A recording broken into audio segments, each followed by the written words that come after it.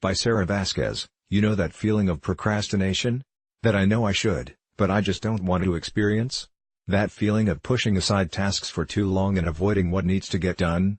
Your internal dialogue turns into a heated debate between angels and demons.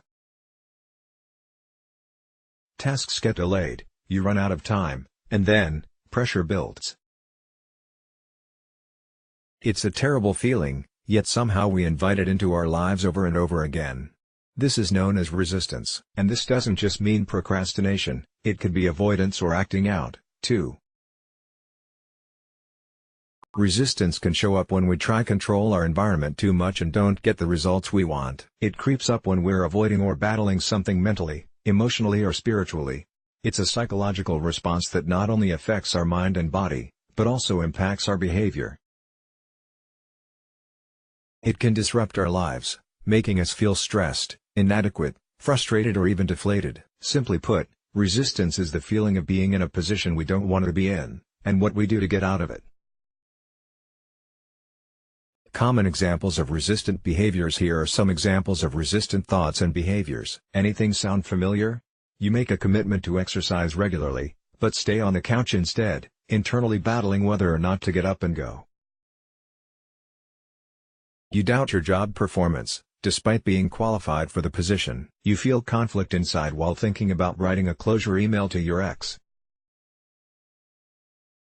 When you struggle to change poor eating habits to healthier ones, and skip out for a cocktail, arguing with someone you care about, and needing to be right.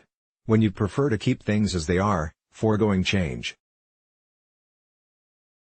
When you want to follow your dreams, but choose a distraction instead. 4 classic signs of resistance. These are ways resistance shows up in your life, and what you can do about it when it does. 1. The emotional trigger. Internal resistance triggers an emotional response. There is no one universal reaction of resistance. Because you perceive the world through your own subjective lens, your reaction is uniquely your own. Identify what's happening inside you. Bringing awareness into your resistant emotions helps pinpoint the triggers and patterns you carry. With practice, you can learn how to develop ways to release that energy in a different direction. For instance, let's say hearing from your ex spirals you into a fit of despair and depression. By bringing awareness into the scenario, you anticipate your reaction and how it affects your work and overall well-being. Self-awareness allows you to see the situation with perspective rather than react to it. One way to handle that X is to give yourself time to process your emotions. Think about how the relationship ended to gauge your response. Did he betray your trust? Did he cheat? Did you feel unheard? Unappreciated? Give yourself at least 48 hours to let your feelings settle and then decide whether to reach out or not. Eventually, with enough practice, you'll get so badass at detecting what bothers you, you'll develop techniques to avoid the triggers, and strategies that work for you instead of against you. 2. The physical reaction. Emotional resistance affects the body in several ways. The most common symptoms are upset stomach, restless sleep, insomnia, fatigue, headaches, migraines, increased heart rate, hot flashes, vomiting and/or diarrhea. High levels of stress weaken your immune system, making you vulnerable to viruses. That's why we become sick when overworked or stressed. It's our body's way of saying, "Hey, this is too much. Stop it right now." So listen to your body. It's the quickest way to detect when something's going awry. 3. Spoken words. Resistance becomes obvious when the majority of your conversations are about how someone wronged or hurt you.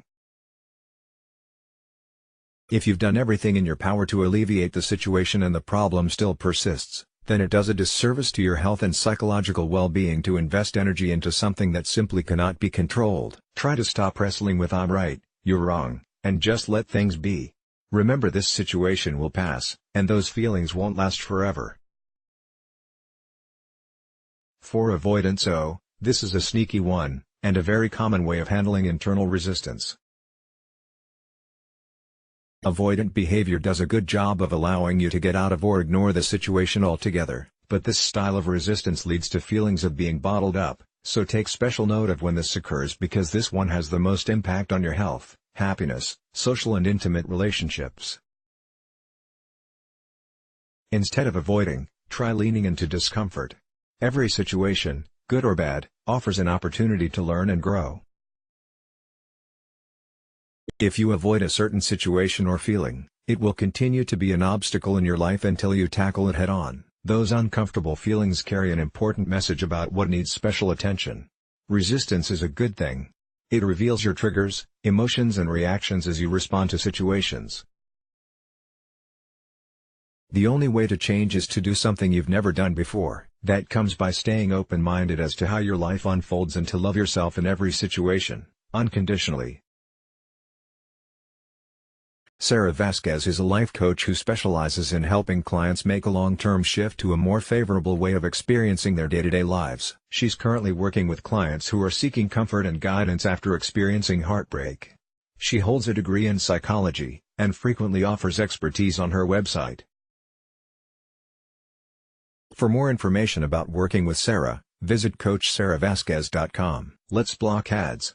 Why?